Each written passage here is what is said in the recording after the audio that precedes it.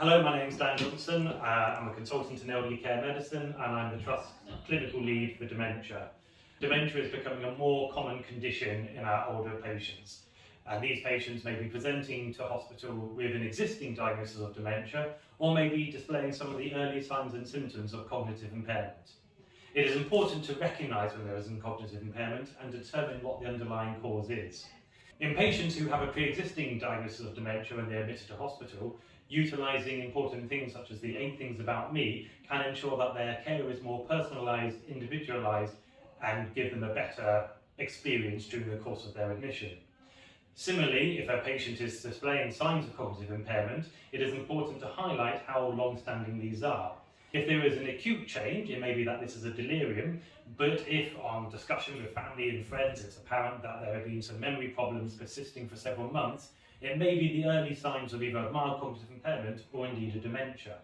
Highlighting these issues to the treating clinical team is important as it can enable appropriate follow-up to be put in place to help arrive at a more formal diagnosis. Signs and symptoms of dementia are not limited just to memory loss. It's important to remember that dementia is described as a progressive multi-cognitive domain condition. When we talk about the multiple domains of cognition, this is everything that makes you, you. It's not just your memory and your recall, it's your visual spatial skills, your language skills, your calculation, abstract thought. And in dementia, there is impairment in all these different areas. So although a person may get forgetful with things like names, they may also have lost interest in their hobbies, such as knitting or gardening. This is not due to a reduction in their mood to depression, for example, but because of the fact that they are no longer able to recall what is involved with these particular hobbies. They likewise may struggle to keep up with current events or in the plots of TV and film. They may report issues with getting lost on familiar routes. All these things can be suspicious for multi-domain impairment and should be highlighted so that appropriate follow-up is available. There are lots of different services that can be accessed.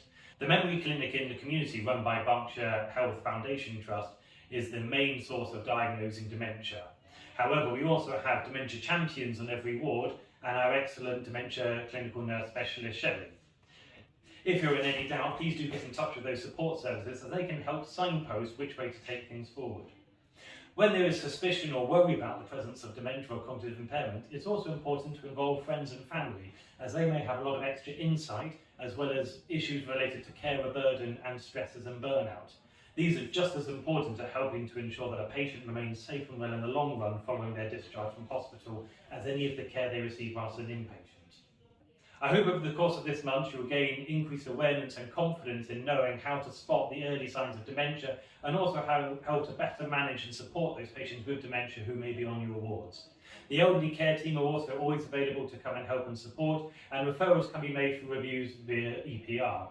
Likewise, the Older People's Mental Health Liaison Service are available to help not only with diagnosis but also if there are concerns over management strategies due to either behavioural or psychological symptoms as a result of cognitive impairment.